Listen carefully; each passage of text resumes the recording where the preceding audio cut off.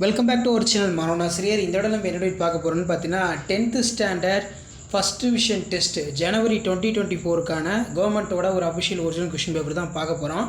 So already பார்த்தீங்கன்னா half இயர்லிக்கு எல்லாம் அஃபிஷியல் ஒரிஜினல் கொஷின் பேங்க்லாம் அப்லோட் பண்ணிட்டோம். ஸோ அடுத்து வந்து பார்த்தீங்கன்னா நமக்கு ரிவிஷன் டெஸ்ட்டு திருப்புதல் தேர்வு வந்து பார்த்தீங்கன்னா நடக்கும்.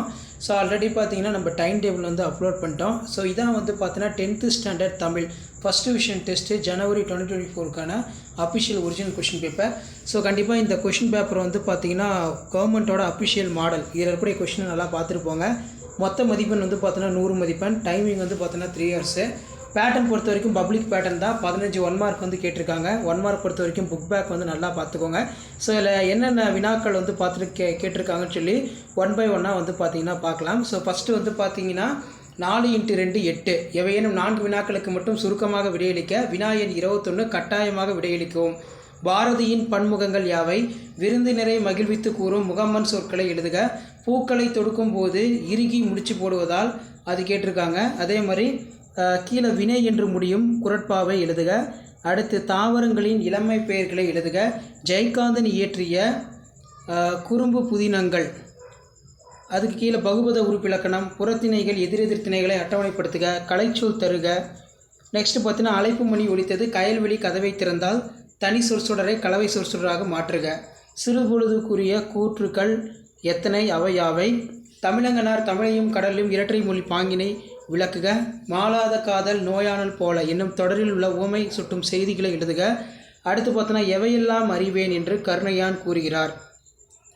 ஸோ இதில் இருக்கக்கூடிய வினாக்கள் எல்லாமே நல்லா பார்த்துக்கோங்க. ஸோ கண்டிப்பாக இதில் இருக்கக்கூடிய கொஷின் தான் உங்களுக்கு அப்படியே வந்து பார்த்தீங்கன்னா ரிப்பீட் ஆகும்.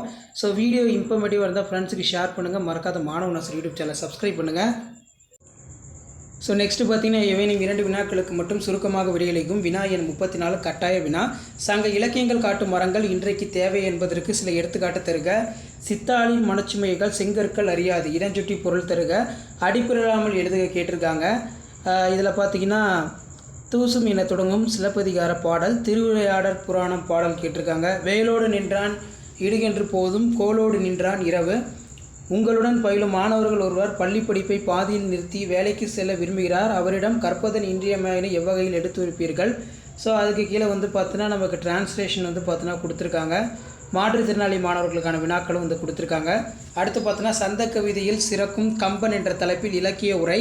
சுற்றுச்சூழலை பேணுவதே இன்றைய அறம் என்ற தலைப்பில் பெற்றோர் ஆசிரியர் கூட்டத்தில் பேசுவதற்கான உரை குறிப்பு உருவாக்குக. படம் உணர்த்தும் கருத்தை நயமுற 5 தொடர்களில் எழுதுக. அதுக்கு கீழே வந்து பார்த்தீங்கன்னா மாநில அளவில் நடைபெற்ற மரம் இயற்கையின் வரம் என்னும் தலைப்பில் கட்டுரை போட்டியில் வெற்றி பெற்று முதல் பரிசு பெற்ற தோழனை வாழ்த்தி கடிதம் எழுதுக. நாளிதழ் ஒன்றின் பொங்கல் மலரில் உழவு தொழிலுக்கு வந்தனை செய்வோம் என்று உங்கள் கட்டுரையினை வெளியிட வேண்டிய அந்நாளிதழ் ஆசிரியருக்கு கடிதம் எழுதுக. அடுத்து பார்த்தீங்கன்னா 3 × 8 24 காற்று பேசியதை போல நிலம் பேசியது எண்ணி கொடுக்க பேசுக. பள்ளித்திடலில் கிடந்த பணப்பையை உருவிடம் ஒப்படைத்து அதற்கு பாராட்டு பெற்றதையும் வெளியூரில் இருக்கும் உறவினர் ஊருக்கு கடிதம் எழுதுக. அடுத்து பார்த்தீங்கன்னா பாய்ச்சல் கதை கேட்டிருக்காங்க. உங்கள் ஊரில் கடின உழைப்பாளர் சிறப்பு மிக்கவர் போற்றத்தக்கவர். நாட்டு விழாக்கள், விடுதலை போராட்ட வரலாறு, நாட்டு முன்னேற்றத்தில் மாணவர் பங்கு குறிப்புகளை கொண்டு ஒரு பக்க அளவில் கட்டுரை வரைக. மழைநீர் சேகரிப்பு என்ற தலைப்பில் கட்டுரை.